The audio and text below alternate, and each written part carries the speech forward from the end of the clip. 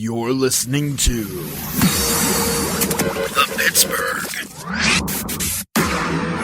Piledriver. What the hell is that? Podcast.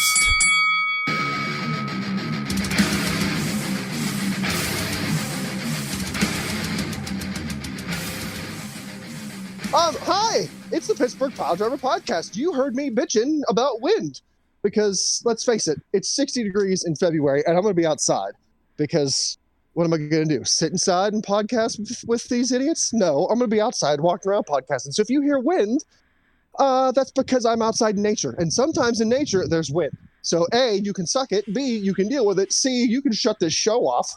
Or 4, you can accept it and listen to a wrestling podcast that is done by amateurs because let's face it, you ingrates who listen to this show aren't paying us any money to upgrade our shit. And until you do, this is what you get. You get Windy City Rumble here on the Pittsburgh Piledriver Podcast. I'm Ransom, and I'm joined by 3 fucking schmucks. Beef the Legend, who is our Cruiserweight champion, and also, might I add, not a schmuck. We're joined by Tiger Bomb Tom, who is a former Cruiserweight champion and sometimes a schmuck. And we're joined by Poot the Bard, who was, again, another former Cruiserweight champion. Definitely sometimes, but almost maybe, if you count Days That End in Y, a schmuck. I got lost in my own diatribe there. I don't know what that means. I don't know if that's an insult or if I was trying to go easy on you there, Poot. I can't really, I can't really tell. Thank you, I guess. Yeah, I don't know. I'm right there with it. I don't know. I mean, thank me or send me a nastygram because I'm sure I deserve both sometimes, maybe on Tuesdays. But listen, we have Elimination Chamber to go over here tonight. These freaking guys has spent the better part of 20 minutes prattling on about diseases and home warranties and furnaces. So they already have their friggin' mouths warmed up and ready for flapping. So don't be surprised if I chime in and tell somebody to shut the fuck up if they're droning on and on and on forever, kind of like this intro. First thing I want to cover, and I don't care what anybody says, don't try to change the topic because I'll shout at you like a prepubescent child. Damn it, Ransom. I had a non sequitur that nobody else was going to appreciate. I just wanted to throw it out there, and you had to go and say that. But go ahead. I'll do my non sequitur after. Yeah, that's right. You will. In any case, here's what I want to talk about first. Elimination Chamber happened. Roman Reigns defeated Sami Zayn. How does everybody feel about that? Was that the right decision? Is this going to blow up in WWE's face? We speculated about it on the last show about, what was going to happen. Is it going to blow up at Mania? What could potentially happen at Mania? Now that we actually know what has happened at Elimination Chamber, how do you guys feel about that decision? Was that the right decision or was that the wrong decision? Is it more likely now than ever that it's going to wind up being a triple threat match with Cody, Sami, and Roman? Absolutely Thoughts? I think absolutely not. I was going to say let's let Beef go because he's chomping at the bit. Let's let him do it. Yeah, man. I always talk first because I talk longest. Sometimes I think so. When it happened on Saturday night, I was heated. Really? I was very disappointed. I was heated too. I was sitting in a hot tub, but I was heated for a different reason. Oh no! I was very disappointed. The wind took him away. Yeah, I got blown away there for a second, but I was in a hot tub. I heated it in a different way. I was disappointed. I got caught up in the moment, and WWE actually made me believe in a dream. Oh no, you fool! Yeah, And I'm like, maybe they go somewhere interesting with this. And to their credit, I think that they did the best they could. I think that they made the best, lemonade they can out of those lemons. And we discussed ad nauseum that it was a difficult corner to be backed into. Did they make the right decision? Probably. Because the next night on Raw, Cody came out and they immediately had Heyman come up on the Tron with him, and there were no Sami chants. And yes, there was no accident about that. They made sure to get the fans immediately kind of like distracted. But even with like, you know, the Heyman distraction there, you would think, especially being in Ottawa. Now I know that it's not Montreal, it's Ottawa, but it's still Canada. You would think there would be some residual Sammy chance. Nothing. Like the fans abandoned ship because I think the writing was on the wall. We all heard for weeks that Triple H didn't believe that Sami Zayn is a main event champion. And we didn't want to believe it. We were like, oh, maybe it's red herring. Maybe he's going to do the right thing. Maybe this is going to fix the Daniel Bryan 2014 fiasco. It didn't. And I think that we as fans all kind of realized that it was a very slim possibility. Hold on. You said something right there, and I don't want to take you away from your diatribe, but I want to ask you this question while the wind fucking blows in my face.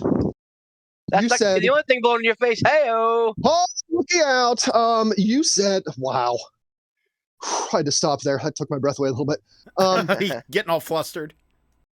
Yeah, hot and bothered. You said we all thought the WWE was going to do the right thing. Before you go further, I just need to ask you real quick before I lose it, because I'll forget. I have a fucking goldfish memory. Do you think that WWE having Sammy lose was the wrong thing? I think it was a different thing. But not wrong? I can't say right or wrong. I can't say right or wrong until we see how everything else play out. Okay? Okay. If Sammy's moment is big at Mania, and if Cody's moment is big at Mania, and if everything comes to pass as it should, then they absolutely made the right decision. But if either one of those two things clears out the room like a fart in church, then I think that we can look back at this moment and say maybe they bailed on the story too early. But just to kind of, put it in a bow here, I think that they did the right thing for now. I'm okay with the decision. I do wish Sammy would have won, but I'm okay with Sammy losing. And I think that it is very clear that him and Owens are going to tag team against the Usos for the titles and probably win the titles and go from there. Now you may talk, Boot. By the grace of his hand. I wasn't looking to talk. I was just like, we should just go first. My thing is, I don't think it was the wrong decision at all. I think it was the only decision. I do. I know it would have led to a feel good moment, and I was sitting here. Should I sit and pontificate upon how Beef went in hook, line, and sinker? Of all four of us, you're the one who shouldn't believe in dreams. That's my fucking gimmick, is to be the starry, doughy-eyed, gosh golly gee type. So, like, I was shocked when you actually bought into this. I was like, Beef, come on, man. Don't do this to yourself. You got worked. You got worked real fucking hard, and I knew whenever it was not going to happen, I was like, man, he's going to be fucking livid. And he is going to be upset, and he's going to feel despondent and broken. And of course, in true things, because wrestling is not the end of the universe, and this too shall pass. However, I think it was the only decision. Because I'm sorry, and you can fight me on this, and Sami Zayn said it in an interview himself. Like, he is very self-aware of what WWE wants to put forward as their as their brand, their product, their the face of the company. I can't remember what interview it was on. It was one of those on YouTube. They're doing the reels now, you know what I mean? Like those little quick. I sent it to you guys in the group chat. Yeah. Tom sent it in the chat. Like, I watched it, and like Sammy even said himself, and this could even be something, if you want to stick to believing, It could be him throwing out things to be like, well, then it's absolutely not possible that I'm going to win. But he's like, I am very aware of what I am. I am very aware that I am not what the company wants as far as a look.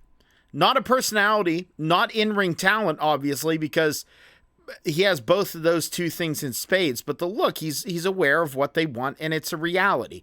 It's not the most ideal reality, because I think Sami Zayn could do it with his personality and being the like, he has that very much man of the people kind of vibe.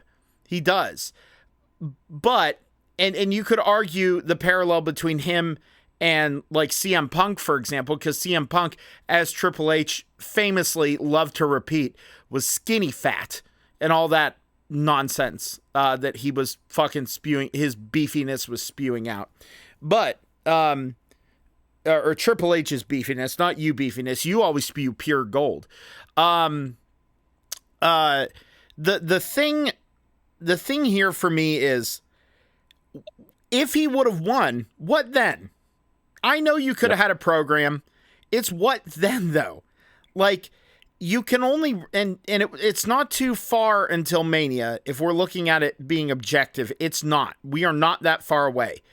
Sammy would have been a transitional champion at best. We would have had a feel-good thing for a month. That loss would not have made either Roman Reigns or Cody Rhodes, it wouldn't have made him better. It would have been a vehicle that he would have absolutely 100% had to have turned heel, because we would have gotten boo after boo after boo after boo after boo at Mania, and they don't want that. So if there is a three-way dance at Mania for the championships, you know, if that is the case, that would be the time to have Sammy win, because then after that, at least you have some like ground to run on. You have like a way you could put him and Kevin Owens in a program leading into SummerSlam. Then you could have Roman come back. You could have Cody come after him. But the thing is, had Sammy won now, it wouldn't have made Cody better when he wins at Mania. It wouldn't have made anyone who takes the belt off of Sammy better. It would have they would have had to immediately turn heel. And then even then, when Sammy loses the belts, all it is it proves it was a fluke, and it hurts Sami Zayn in the long run. So it wasn't the wrong decision. It wasn't the right decision. It was the only decision to have Sami Zayn not win. Yep. I gotta pretty much echo what you say there, Poot. And I gotta say that I like that. That I like that on Raw, that Kevin Owens and Sami Zayn aren't immediately all buddied up again. I like the fact that you have some time. Let this breathe a little bit. Because even though Mania is not that far away in the big picture, you know, we were 5 or 6 weeks away, 5.5 now at this point, whatever. That's still, you know, 5 or 6 more Monday Night Raws. So you have some time to get there. We will get there, and we'll get the Sammy and Kevin Owens reunion, and then getting the tag straps, and all will be well there. But Poot, you hit the nail on the head. You have to, if you want to make Cody's win at Mania, and this is all, you know, projected. We're just speaking in projected hypotheticals here. You know, if they brought Cody back, they had him win the Rumble. You had no choice but to have Sammy lose, because having Cody and Sammy in a program together leading up to Mania, it's not going to do as much business as Roman and Cody. I honestly, and like, you have to take the personal feelings out of it. You have to look at it from not just a fan perspective, but from the business perspective. And business says right now, like, Roman's doing the fucking best business the company's seen, you know, for a while. And having Cody, you know, go up against him, that's your Mania moment there and everything like that. I think the problem is, just real quick, Tom, I think the problem is Cody had arguably as good, if not better, story than Sammy.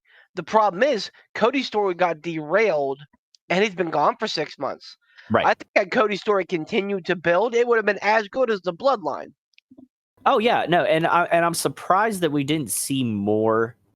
Now, correct me if I'm wrong. I mean, because I They don't tried. watch. They I was gonna say they tried with the vignettes and everything, but I mean, like, there's only so much that you can do.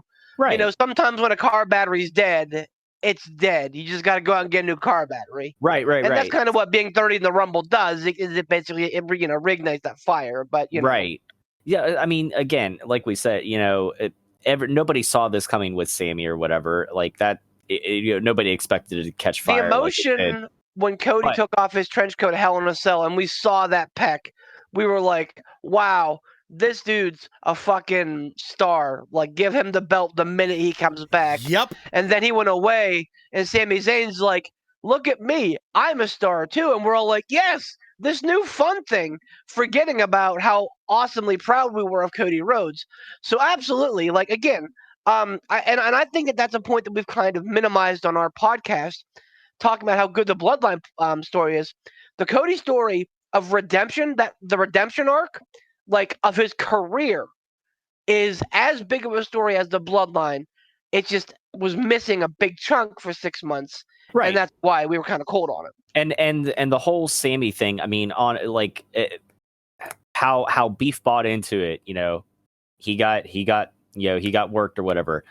That has been with that right there. That shows you how good this long-term storytelling has been with the Bloodline with Sammy. Like that. Again, I keep coming back to this emotional investment. That is the biggest thing. Emotional damage. Exactly. That's what Beef was feeling fucking Saturday night after I'm the sure chamber. he fucking was. Oh, dude, I'm telling you, like the chat was fucking lit up, and I had to I tried my best to talk him off the ledge because I'm like, Tom, you did the right thing. You walked away and just let me fucking stew. That's what you got. gotta- Kept pushing. Oh no, I didn't. And fight. No, you said a couple things that kind of like walked me back.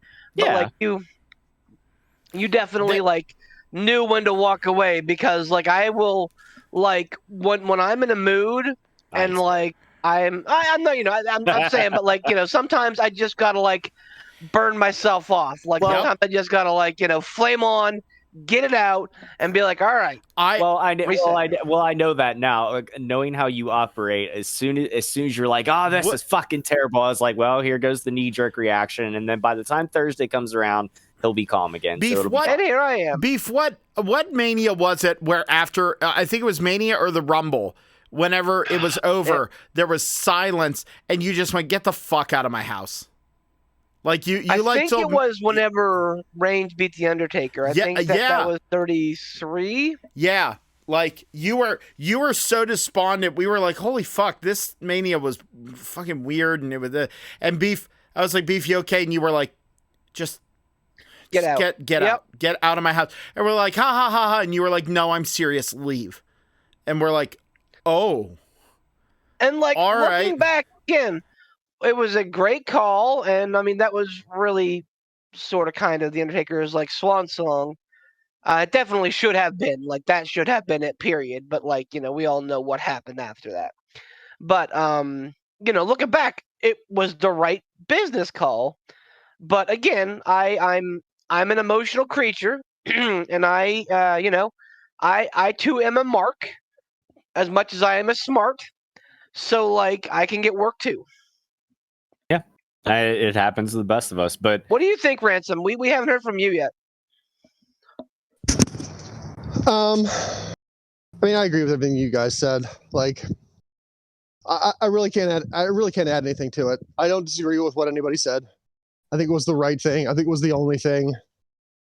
We talked about it on the last show. Like, if he would have won, they backed themselves into a corner. I feel like even with what they did here, they're rolling the dice. It's a risk. Because while the fans at Raw didn't hijack anything, that doesn't mean that the fans at Mania won't. Right. Especially if people are assuming, well, maybe, just maybe at Mania we'll get ... And if they don't get what they're expecting, you never know. Like, everybody thought that whenever Batista came back, it was going to be number 30 in the Rumble. Everybody thought, like, well, maybe, just maybe. and he was still 30, and he still won the Rumble, and they had to turn him heel because people booed him too much. So it's a roll of the dice no matter what, because it was a bad situation. Sammy blew up when he really wasn't supposed to. Cody got hurt. Obviously, he wasn't supposed to. So they did the best with what they could situationally.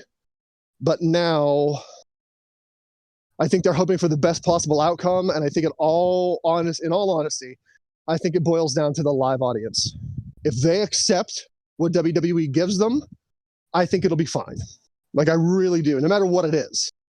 If it's Sammy and Roman on night one, if it's Sammy and KO versus the Usos, if it's a three-way, for the title, whatever the case is, if the live crowd accepts it, it will be fine. If the live crowd doesn't accept it and gets hostile and gets pissy and booey and hijacky, as predictable as though it may be, I would love to see for the next 5 weeks Sammy and Kevin at odds. Yeah. Sammy came out and did his bit, and Kevin's like, nope, I did what I did because I love your family, and because you did the same thing for me. I'm not, we're not friends. I want, there to be a very clear schism now with Jay and Sammy. Like, as great as that storyline has been, I want it to be Jay being like, all right, definitively, like, yeah, Sammy, you might be my dog, but, you're not my blood oos. So, like, I want it to be WrestleMania where it's Sammy and question mark. And we all know it's going to be Kevin Owens. But, like, that'll be the lead up, is Kevin Owens going to show up or not? And I want Sami Zayn to be getting his ass kicked in the ring by the Usos, and it's a laugher at this point. And Owens to come out and make the fucking heroic save, and them to like have the big fucking bro hug moment at the end of it. Look, if that's the route, as stupid as what? Sorry, go ahead. If that's the route they're going to go, to really put the cherry on top of that, to get people to believe it might not be Kevin Owens, they need to book Kevin Owens in a match. And they need to let that match go on. KO needs to pull double duty. Oh, well, and that he's the perfect person to do it. He is. Yeah. Well, the problem is, and I don't disagree with what you're saying, but there are a finite amount of matches and a finite amount of roster space. Everybody's looking for a check, and they do their best to try and get everybody that check. They've been really good about making events about 3, maybe 4 hours max. And if we're talking like quality matches, that's maybe 6 to 7 matches per night. I just don't see. I don't see room for a Kevin Owens throwaway match, as it were. I hear what you're saying, but like I just don't think it's going to have as much emphasis if we go into Mania with Sami Zayn and question mark versus the Usos, and KO's not booked in a match. Well, and that's what I'm saying. It's a foregone conclusion. Well, and that's what I'm saying. Like I don't want it to be Sammy the mystery partner. I want it to be Sammy and Kevin Owens. But the question is, same as it was like last week on SmackDown, whether or not Jay Uso would show up or not. Like, nobody knew whether Jey Uso was going to show up to defend his title, and he did. I want it to be that same situation with Kevin Owens, except for I don't want Kevin Owens to show up at the beginning of the match. I want it to be announced that it's going to be it's either going to be Sami Zayn and Kevin Owens versus the Usos, or it's going to be Sami Zayn by himself versus the Usos. And that basically Kevin shows up or he doesn't. Like that's what's going to happen. And then, like I said, it's going to be a woodshed match. Kevin Owens comes out to be the conquering hero and the savior. That way, you're still getting that. Sammy is still conquering the bloodline, but Kevin Owens is the guy that helps push it over. Thus, you're making Kevin Owens an even bigger star at the time. You're getting Kevin Owens his grand slam that he doesn't that he needs, and I think that sends everybody home happy. So I want to know from you guys I want you guys to pinpoint down your moment of the night. Not match of the night, not several moments. I want you to give me your moment of the night. The moment of the night that when you look back on this pay-per-view, you're going to be able to say, at this Elimination Chamber, this happened. This moment happened. And I'm going to lead you off because I'm afraid someone's going to steal mine. So fuck y'all. My moment of the night, no matter what happens the rest of the year or next year, when we talk about pay-per-views, I will always remember this particular Elimination Chamber for the mixed tag team match when both Rhea Ripley and Finn Balor were in submission holds and Finn looked like he was going to tap and Rhea grabbed his hand and pointed at him and said, "Do not tap out. Do not tap out. Don't you dare tap out." I'm convinced each and every time I watch Rhea Ripley, whether it's a vignette, whether it's an interview, whether it's a segment, whether it's a match, this woman is the best women's wrestler in the game today. She is the epitome of what women should strive to be in wrestling. She is the absolute best. I don't think anybody will be able to argue me out of that opinion. She is the best women's wrestler. Period. Like I said, and I at this point I can't really quantify it. Like it's her and it's Hayter. I think are top two. I think Tony Storm belongs up there too. Rhea gets a lot of stuff. Here's a fun fact. Beth and Ed won with the Shatter Machine, and they called it the Shatter Machine. Not that I don't love the love for Big Brody, because I really do. But I love the calling it the Shatter Machine. So they use that. But like that whole like not tapping out thing and holding each other, that's something that the Revival did constantly. So like those two things happening in the same match may had me going, oh, okay. My moment of the night, and this is probably pretty stupid, pretty corny, was whenever Johnny Gargano and Seth Rollins were on top of the pod, just chilling out. Yes. Like That was pretty humorous. It's stupid, but like, and yes, I'll probably remember Tez's jump off the top, absolutely. But like that moment is just gonna be burned into my brain before they start like doing like the little baby chops on top of it. Like that was really fun. I really liked it. Tom? I don't know. It's hard for me to pinpoint one exact moment. I mean, the easy go-to would be Montez going off the top of the Elimination Chamber there. But I gotta say it would have to be somewhere in the Roman and Sammy match, and I can't pinpoint an exact moment, but I can pinpoint. I don't know. I can't give you a moment. I can give you just that match. That's what I'm gonna remember. Just the emotion, the expressions, their facials and everything like that of throughout that match. The so many near falls. The storytelling. The storytelling of that match in particular, like that is what I'll remember about this Elimination Chamber.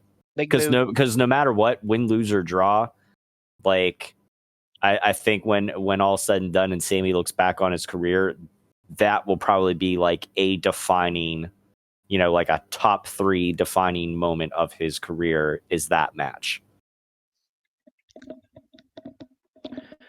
What about you, Pootski? Okay, Charles. I'm going Pootski Charles. You heard me. That's me. Absolute Poot Bard. Yes. In the Russia, the Bard poots you. Oh God, ew. That sounds way too kinky. Stop watching Pornhub, cowboy. The Don't tell me what to do when we're potting. But honestly, and I'm going very broad. I'm not going to expound on this because I watched this event. It was literally the first thing I did when I woke up on Sunday because I couldn't watch it. I had a gig, so I couldn't watch it live. But Who hated it? no, I got up, I made coffee, and I sat down and I watched this, and it was so fucking awesome, so fucking awesome to be able to watch an entire WWE pay-per-view and go, that was great. Mm-hmm. That was great. That like it was. I loved the event bell to bell. Like it was a pillar to post. I loved it. That being said, boiling it down to one, I really wanted to agree with Tom and go off of him and say the storytelling in Roman and Sammy's match was a masterclass. It was absolutely the in my opinion, modern wise, the standard bearer for how to tell a fucking story during a match with very minimal crazy spots. Like, exactly. It was visceral. Yeah. And it was entertaining. And it kept... That was definitely a show don't tell moment. Yes. For sure. And every little move, you watched everything. You watched all the details. Like, you were in it. And I was like, yes. And it's almost impossible to demand that of WWE and the talents there within to go, this every time, and you'll be the greatest thing in the universe. I mean, that's an impossible standard to meet. However, it was so close, but like the Elimination Chamber match, I have such a bad taste in my mouth for Elimination Chamber matches, period. There have been some that were amazing, but like the bulk of them, I just go, eh. I'm like, okay. They're very missable. Like they're very missable. Absolutely. But unlike the Rumbles, which are either like hot or cold, like Elimination Chambers are very usually lukewarm. I agree. And that's my point. That's why going into this, I tempered my expectations for the two Elimination Chamber matches, but the men's match, nothing against the women, not taking anything away from the women, but the men's match the whole time was so fun. And even in defeat, everyone went in there with everything to lose and left there looking and smelling like a rose. Every single person. I really believe that. Some more so than others. But like Bronson Reed, they made him look like a fucking monster truck that walks like a man. And it took all the talent to keep him down. He felt insurmountable. He felt like if it wasn't those people at that moment in that match deciding to work together, he'd have won, hands down. That's how you build a monster big man like that. That's how you build the next Vader. That's how you build the next Bam Bam Bigelow. Even in defeat, you make him look impossibly fucking strong. Even Johnny Gargano, it was just like you watch this guy who you know and his whole MO, the storytelling between him and Austin Theory, like with their history. And then just seeing the man kind of run out of gas and get bested by people who are on his level. He's still left there looking strong. Montez Ford, I know we talked about this before, but Montez Ford, fight me.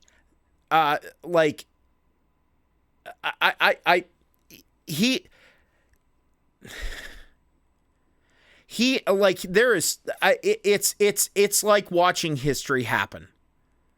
Yeah, man. He is. It is like watching. He has it all. He has every tool. He went out there, including, with all due respect, and including the right female by his side. The fact that the fact that he's married to Bianca is like the exact thing that he needs. And I hate making shit political like this, but it's political. It absolutely is. So like having her be a top tier star, I think is only going to further propel him. Well, that and I'm not even. He doesn't even need her. If him and her weren't together, he didn't need her. Like to be the when he came out, the reception that he got, the way he carried himself, everything about him screams this guy is going to be a moneymaker for WWE for a long, long, long time. He just is. And like, but that's the thing, is seeing all of this coalesce. And yeah, maybe I'm marking out for high spots and stuff, but the whole match for me, that match, I went back after I finished watching the event and watched it a second time. There's a big moment in there that you're missing that you haven't even mentioned yet. And Logan that is, Paul.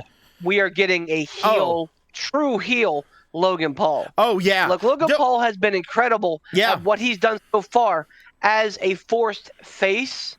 Now they're going to let him be a slimy heel. Oh, yeah. And I am 100% here for it. And the thing is, even he, I'm telling you, I know there's a lot of people out there. He's the wrestling version of Nickelback. There are two types of fans. You either love Logan Paul or you're lying. Like, it's one of the two. People have softened on him. Like, his work ethic, how he has carried himself.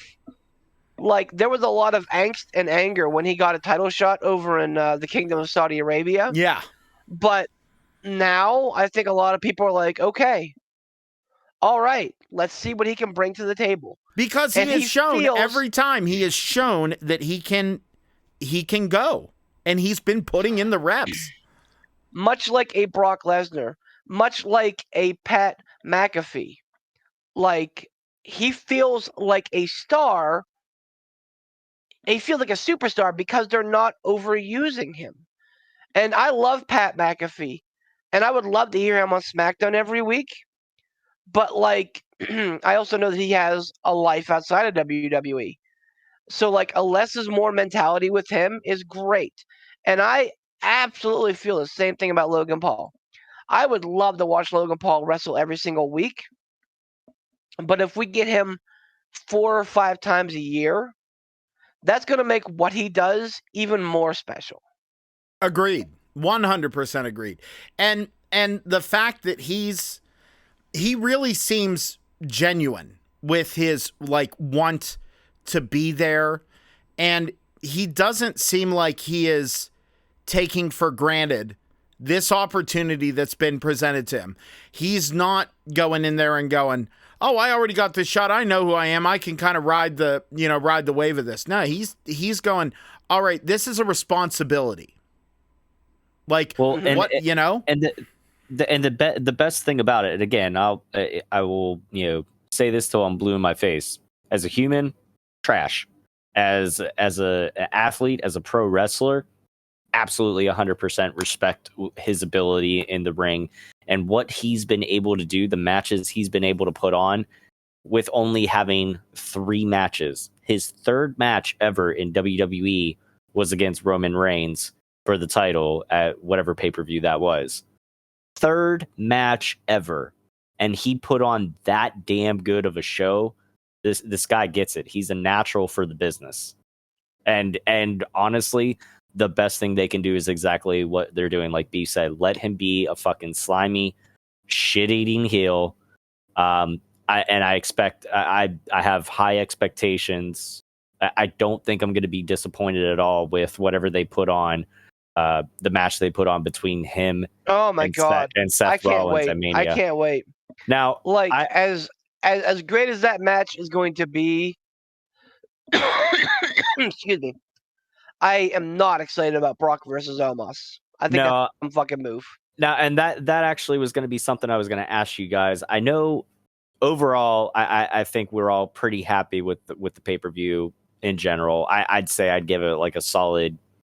I'd give it like a solid A or A minus. I mean, it's bell to bell. I was thoroughly entertained. I don't know. I've got mixed emotions about the ending to Lesnar and Lashley because I know a lot of people bitched and complained about it. about, well, Brock shouldn't have had to go low on Lashley, and but I don't know. I have mixed emotions on that in particular. I felt about the ending of that match the same as I felt about Spider-Man 3. If that was the end, it was a shitty fucking end. If there's more to come, I'm here for it. But I think if and the rumors are swirling that now it is going to be Brock versus Omos at WrestleMania and Lashley versus Bray Wyatt at WrestleMania. So I have a question because of the fact that I don't watch the weeklies.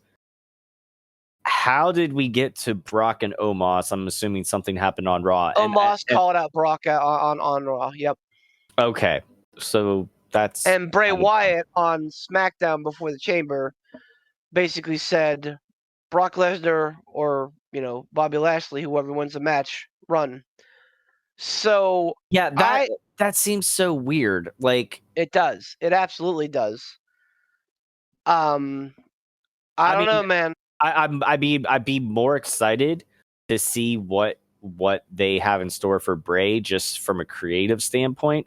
But it seems odd because Bray's primarily on SmackDown. Bobby and Brock are both on Raw pretty much, and so is Omos. There's not much you can do with Bray and Bobby. I just don't see, that's acid on oil, man. I just don't see those two things gelling at all. It's weird. I mean, I'm not completely against it, but I'm just confused. I feel like they have to be red herrings. I feel like they're trying to throw us off the scent because I think that at some point on the road to WrestleMania we'll get a Bobby Lashley versus Bray Wyatt encounter, and I think the Lesnar and Omos have their thing at some point. But I think that at WrestleMania it's got to be Lashley versus Lesnar. It has to be. You don't put together what they put together over the last year and have it end with a low blow like that. That's just silly. Yeah, I mean, it was cool. The part that I did like about that, at least for that part of it, the way it ended, the part I do like is the fact that for the longest time, Lesnar has been this. For the Lesnar time, go on. Has been this unconquerable beast, and seemingly, he had no weakness. Well, all of a sudden, there's Bobby Lashley, and he's got the kryptonite. So it was cool to see Brock get a little humanized, and in that sense, I don't know. It just makes it easier to at some point relate to the character, because that's the biggest thing, being able to relate somehow, some way to whatever character is going on, so you can once again get emotionally invested.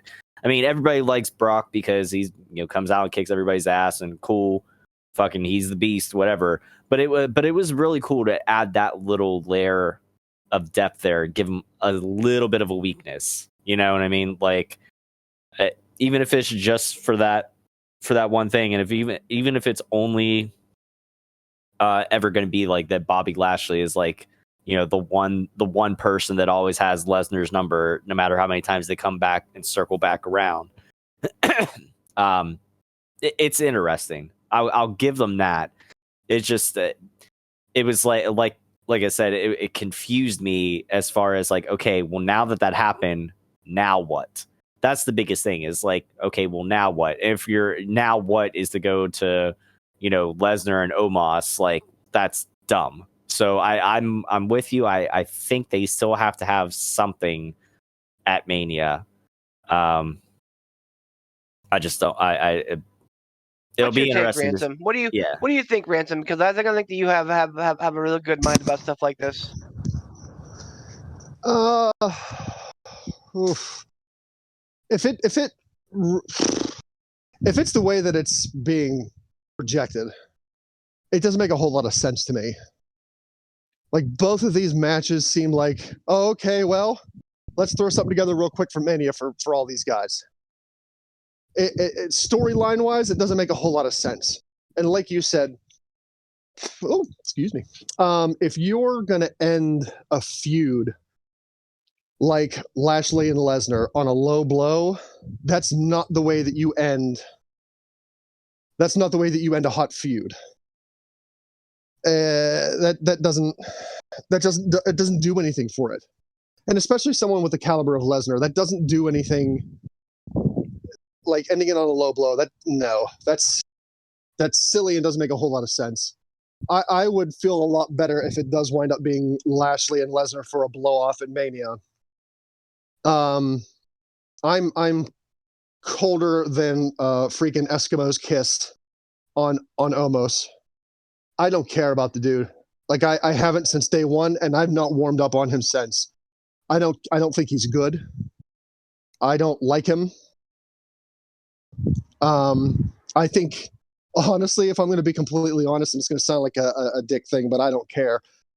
I think a Lesnar, Omos, whatever, almost match, that's a complete and utter waste. Even if Lashley, even if Lesnar comes out and waylays him and just decimates him, it's a waste. It doesn't do anything for anybody.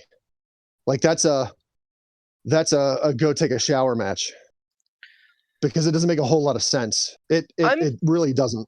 I'm confused with Omos because I think that this would be a great time to rejuvenate the Andre the Giant battle, Memorial Battle Royal. I think if you want to have Omos as your guy and you want to make him a big deal, have him win that, man. Have him eliminate the New Day last or some shit like that. Like, you can make him look good in that match while protecting him. I don't think you can protect him in a Brock Lesnar match. No. Because no, not even a little bit. As good as Lesnar is, and yes, I will put my, career, ego, whatever on the line and say that Brock Lesnar is great. He gets it. He's a thinker in the ring. And he throws 5 moves because that's all he has to do. Don't work harder, work smarter. He's an attraction. He is. Why buy the cow if you get the milk for free?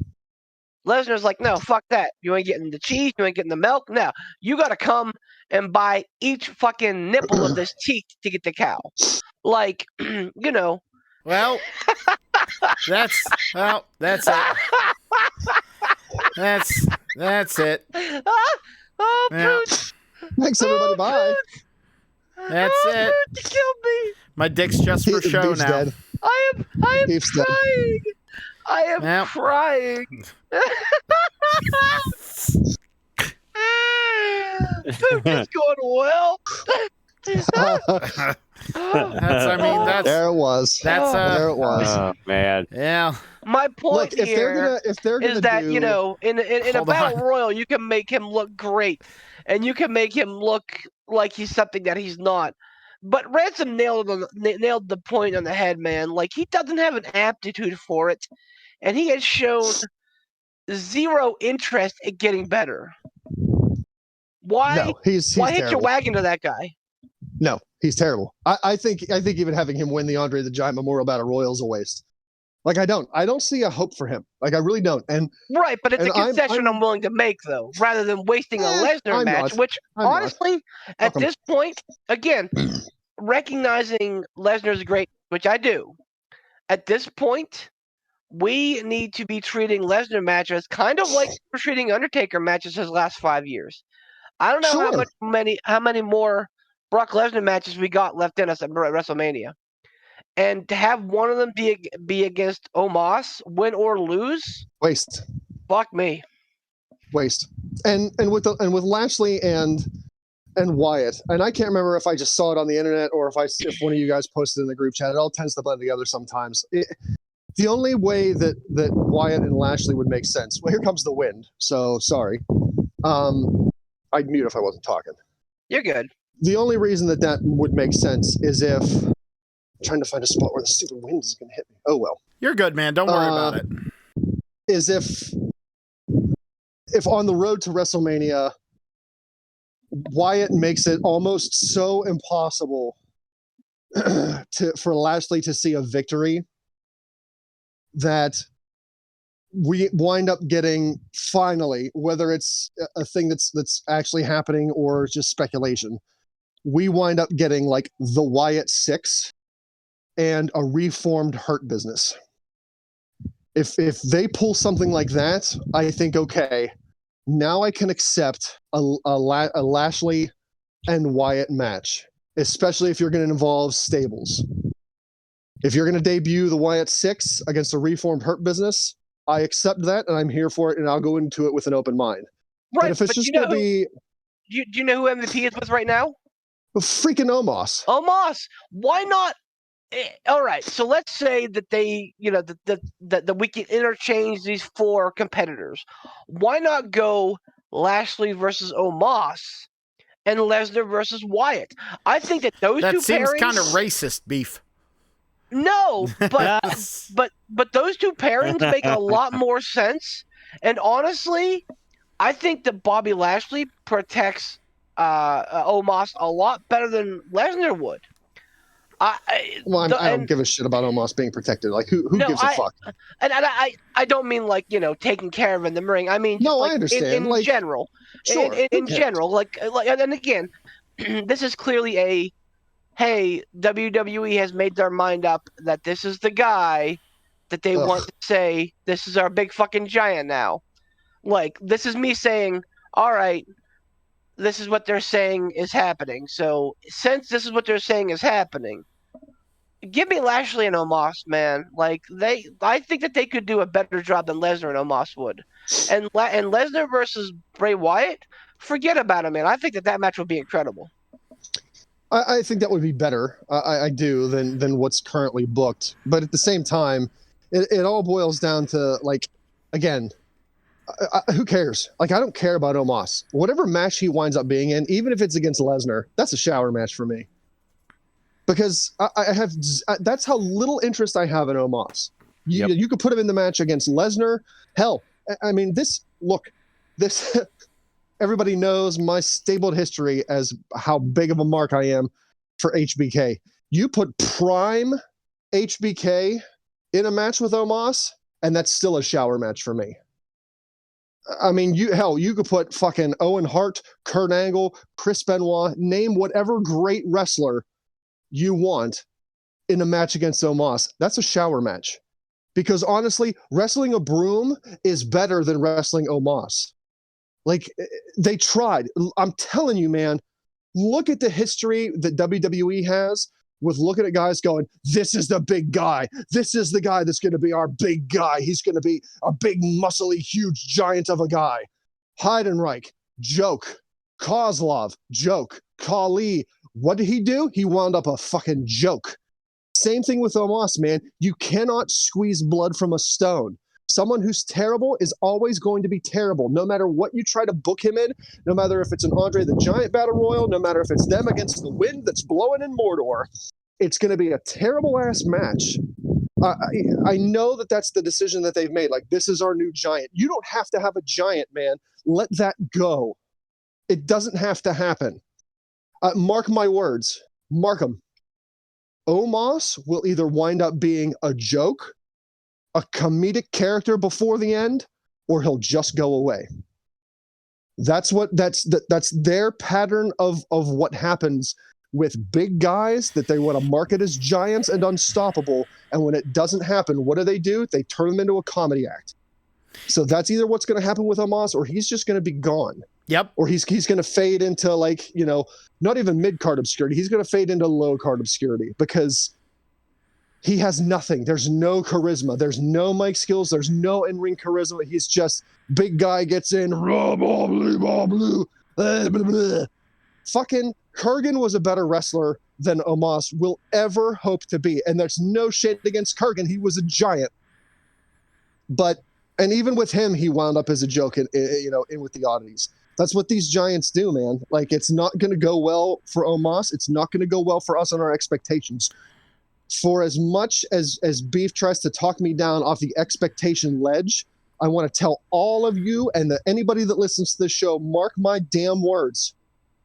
Lower your expectations with him because it's not going to pan out. I don't think there's a lot of people. Guaranteed. I don't think there's a lot of people clamoring around there, for going, man, I can't wait to see Omos's next match. Like I really don't. I think, and the thing is, I think the bulk of people out there have the exact same thought as you do, Ransom, and surely enough, the exact same thought that we all do. The only big guys that could make it work, like giants like that could make it work, are guys like Braun Strowman, who had agility. Like, that's the thing. They still have to move like a wrestler. They can't just lumber around the ring being like the ECW fucking zombie. Like, or the what was the mummy in WCW? What'd they call him? Yep. The Yeti. The Yeti. It can't be that. It can't be that. Guys like Kevin Nash. For as much shit as we give Kevin Nash, I mean, the guy he was a great big guy. He was a great big guy. He had agility back in the day. Yeah, seriously. One of the best. Well, not just that, but he had mic skills too. Like, I'll even give you charisma. A pass a little bit. Yes, if you have charisma, but you're not the best looking thing in the ring, like I can give you a little bit of a pass on that, But like, this dude has nothing, fucking nothing, man. Stop it. My biggest thing, and I mentioned already, is that he has no. It seems like he has no will to get better. That's what pisses me off. You can't do anything with people like that. It doesn't matter what their size is.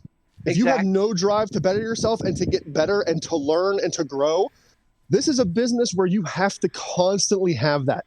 When you become stagnant in your willingness to learn and grow and better yourself, you're done. It is over for you. For all of her hatred that Eva Marie got when she came back the second time, she trained up with the Brian Kendrick. She did. Like, she was like, all right, you know what? Like, let me try to be a wrestler. And I don't think that they gave her a fair shot at that. That's neither here nor there. But yeah, like, Omos just doesn't seem like he cares. He's there to pick up a paycheck. And so I don't know why he's even a fucking thought during WrestleMania season. Honestly, I would be happier if somebody in production, somebody in talent, looks at that and realizes that, like, oh, okay, like you're gonna scoot by because you're a big fucking dude, and Vince McMahon at one time looked at you and went, ooh, big dude, hooray, yes. But now under this new regime, like if you're not gonna put in the effort, like with Triple H, you have to put in some effort. Like, you can't scoot through anymore being a giant guy that Vince McMahon gets his dick hard for because you're a big massive dude. You can't scoot along doing that anymore. Triple H is a guy that rewards effort. And I'm almost hoping that this is a punishment match. Like, okay, here's your wake-up call. We'll give you a WrestleMania match. But Lesnar's going to go out there and he's going to murder you. And you either learn from this or you go away. I would be fine with that. I just don't think it's going to happen. This has to be a red herring. If this goes down on the card, I think that this is a mistake because, this could be one for the ages. Honestly, this WrestleMania could be, like with all of, like, again, they're bringing back the WrestleMania Goes Hollywood awesome vignettes. Oh, those are so good. They're going to have like 70 to 100K in attendance every night, each night. Like, this could go off the chain and be really fucking good. Some of these matches that we're hearing. But if we get Lesnar versus Omos, like, that is just a wasted opportunity for a huge match. All right. So going off of that line of thinking, if this is a red herring, what's this a red herring for? Lashley and Lesnar. So what happens with Wyatt? What does he do? He faces Uncle Howdy. Okay. Which was the original plan. Okay. I can accept that. You take Omos out of the mix, and I'll accept most matches. What have they been doing with Bray since fucking the Rumble? They had 2-second promo with him and Howdy, a vignette. where like they showed the back of Bray's head, and then they showed Howdy in his mask, and it kind of went to black. And then the next week, which was the week before Elimination Chamber, they had him and Uncle Howdy take out Hit Row Oh, because Hit Row are jokes, sadly. Because Hit Row without fucking Forrest Strickland is a fucking joke. Go figure. But Okay, look, I've harped on this so many times, but I feel like it bears repeating again. Sorry. If they don't start doing something interesting with Bray Wyatt, if they don't start doing at this juncture, Bray Wyatt is not a Brock Lesnar level attraction. He's not a Pat McAfee level attraction. He's not a Logan Paul level attraction. Sorry guys, he's not. This dude needs to be working semi-weekly in the ring, because promos and vignettes in between pay-per-views, in between several pay-per-views, isn't going to do it. People are really going to start to get tired of this. It was very intriguing when he came back at that pay-per-view. And then the next night when he gave that, that promo, that was very intriguing. yeah. But since then, things have slowly started to decline in interest with Bray Wyatt. You can only have so many weird-ass vignettes with Uncle Howdy and Bray Wyatt before I think a lot of people start going, okay, all right. Oh, here's a Bray Wyatt promo. Oh, there's Uncle Howdy. Okay.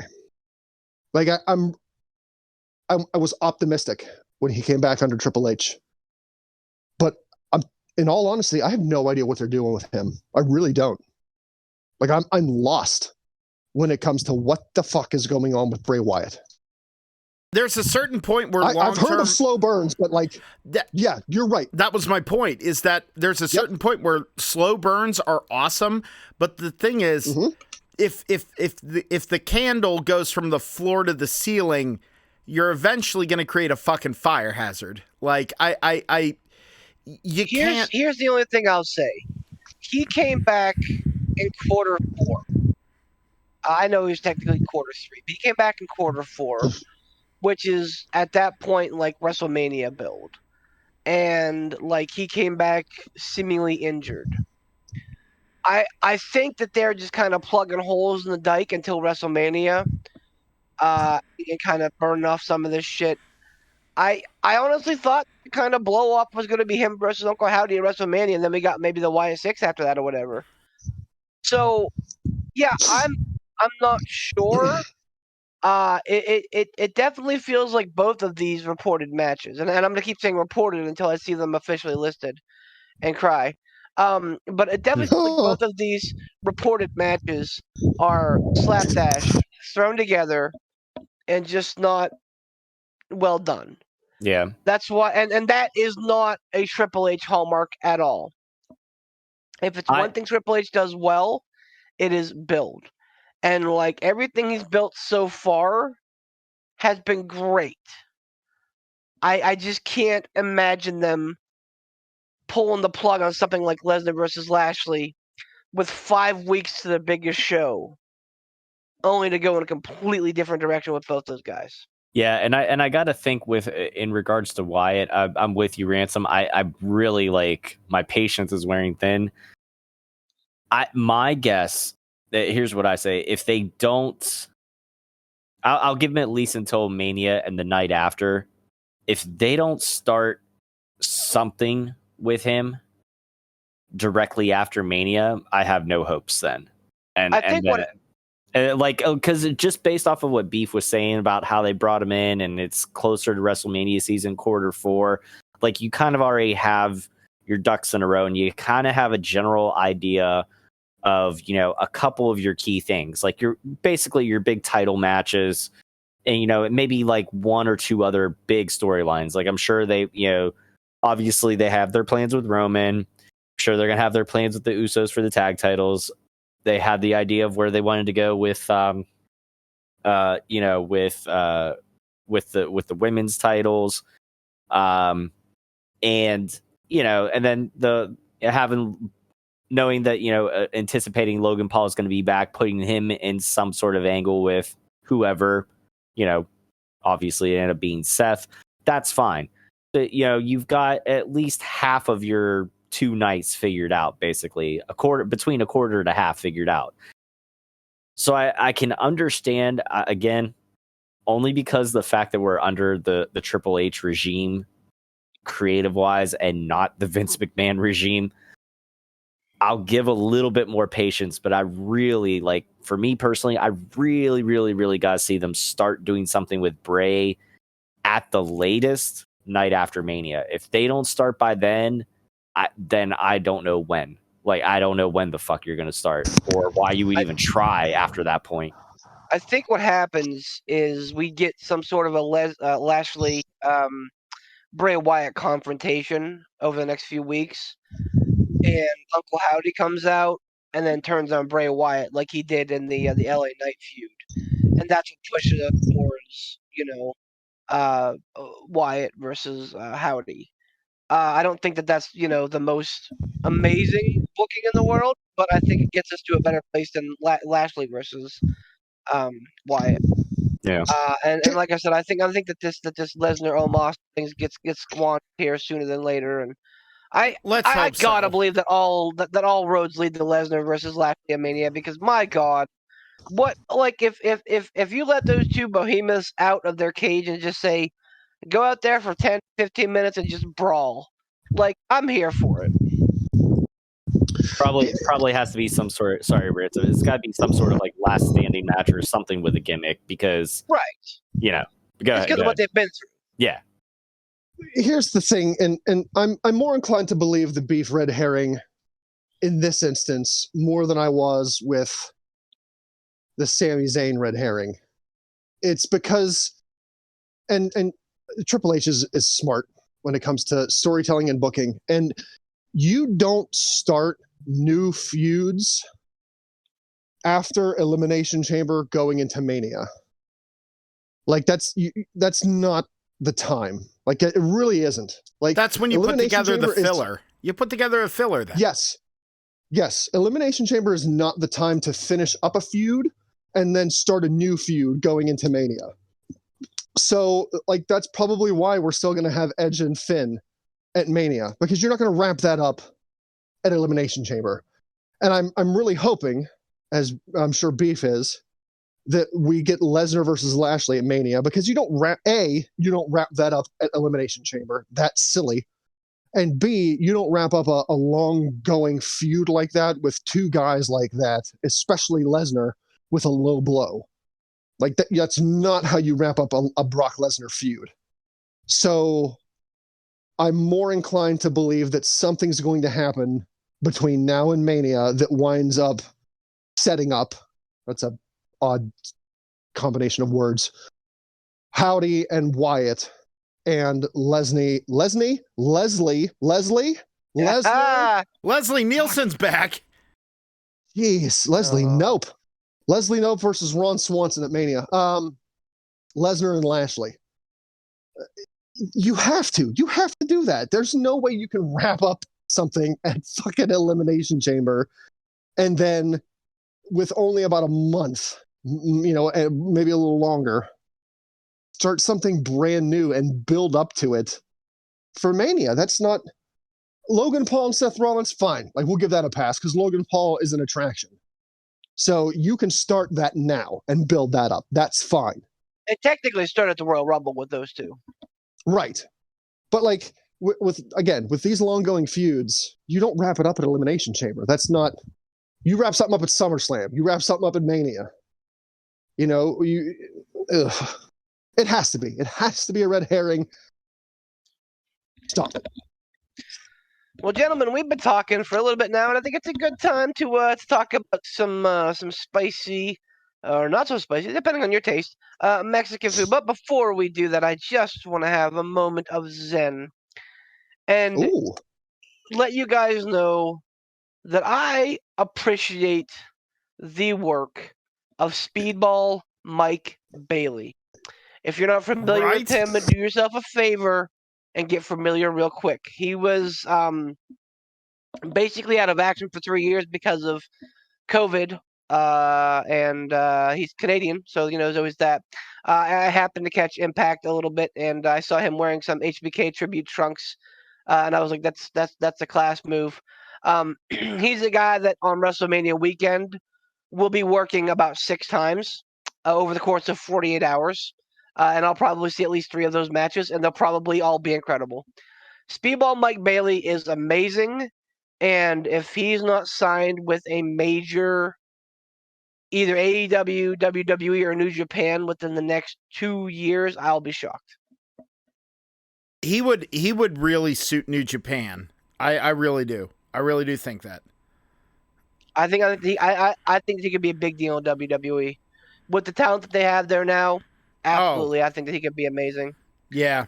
But that was my non sequitur that I was going to lead with, so I figured I'd end with it. So Poot, take us home, good buddy. All right. So, are we doing a chimichanga, or are we doing the full big burrito? Chimichanga, baby. Chimichanga. Thanks for listening to episode 1 of the P3 podcast this week. We're going to talk about our sponsors next time, but really quick, here they are. Frigov Ransom, Tiger Bomb Tom, Sean Tischler, Beef's incredible brain and videos he makes, and also me occasionally streaming on Twitch. And thanks, everybody. Bye. Speedball Mike Bailey for president.